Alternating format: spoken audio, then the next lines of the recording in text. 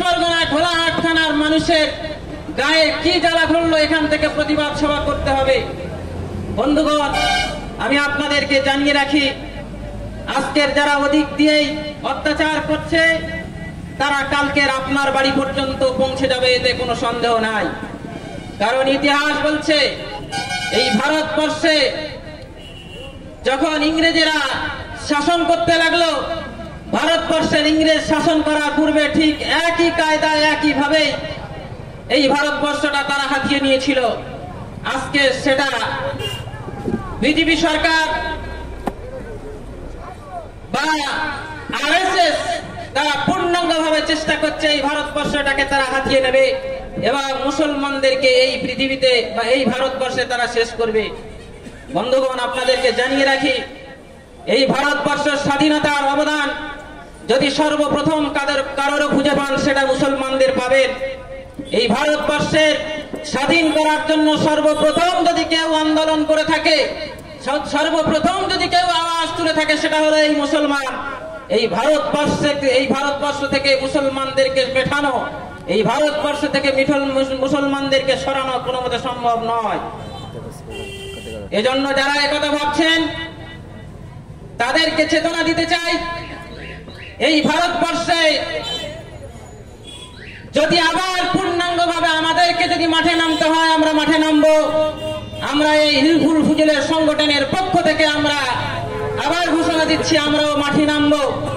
ভারতবর্ষের সংবিধানকে আমরা কোনো মতে কোনো জায়গায় কোনো আঘাত হতে দেব না।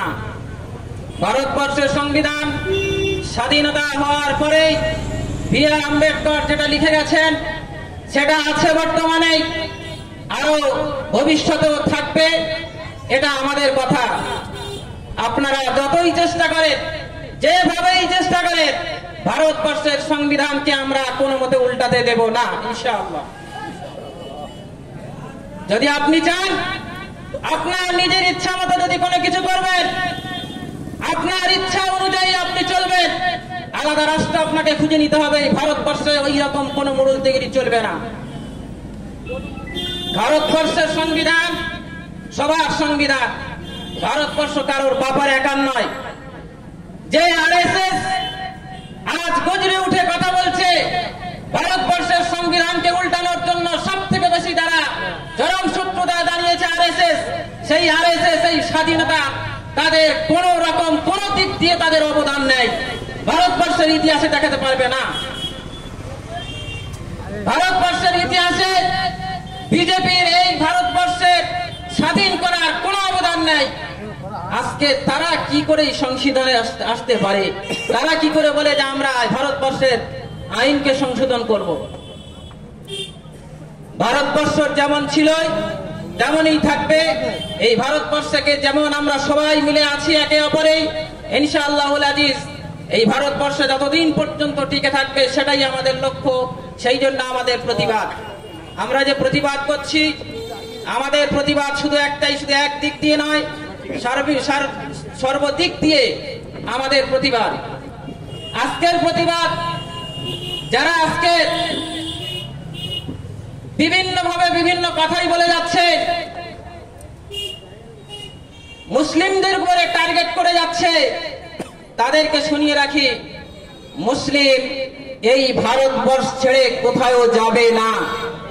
এই ভারতবর্ষে যতটা তাদের যতটা ক্ষমতা এই ভারতবর্ষে আপনি নিজেই দেখাতে পারবেন, ততটাই আমার দেখানোর এই অধিকার আছে। আমি এই অধিকার নিয়ে বাঁচতে চাই। আজকের আপনি আপনার অধিকার নিয়ে বলছেন, ভারতবর্ষের স্বাধীনতার সময় তো আপনার কোনো অবদান ছিল না। আজকের আপনি বিশেষ করে মোদী সরকার মুসলমানদেরকে কাগজ দেখতে চাচ্ছে, মুসলমানের এই ভারতবর্ষের নাগরিক কি না জানতে চাচ্ছে। যে মোদী সরকার 2014 সালে ক্ষমতায় আসার পর রাফেল নামক যে চুক্তিনামা হয়েছিল তার কাগজ মাত্র 10 বছর টিকিয়ে রাখতে পারেনি, সংশোধনে দেখাতে পারেনি। সে কি করে অধিকার রাখে মুসলমানদেরকে তার কাগজ দেখার?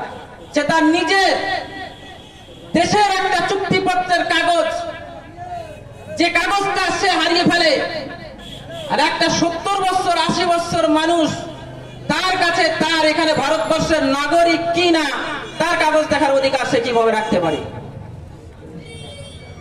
এজন্য আমি জানিয়ে দিতে চাই, আজকের হিলফুল ফুজুলের পক্ষ থেকে আমরা যে প্রতিবাদ সভা এখানে করেছি,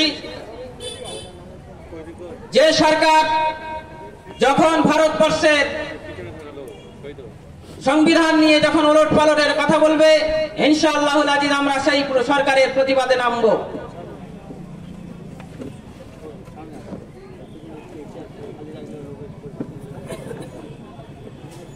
এজন্য আজকে যারা আমরা দূরে ছড়িয়ে ছিটিয়ে আছি, যারা এখনো পর্যন্ত আমরা নিজেদের কথা ভাবছি না, আমরা এগুলো গুরুত্ব দেই, একে একে সমস্ত জিনিসটা আমাদের কাছ থেকে ছাড়িয়ে নিতে চাচ্ছে।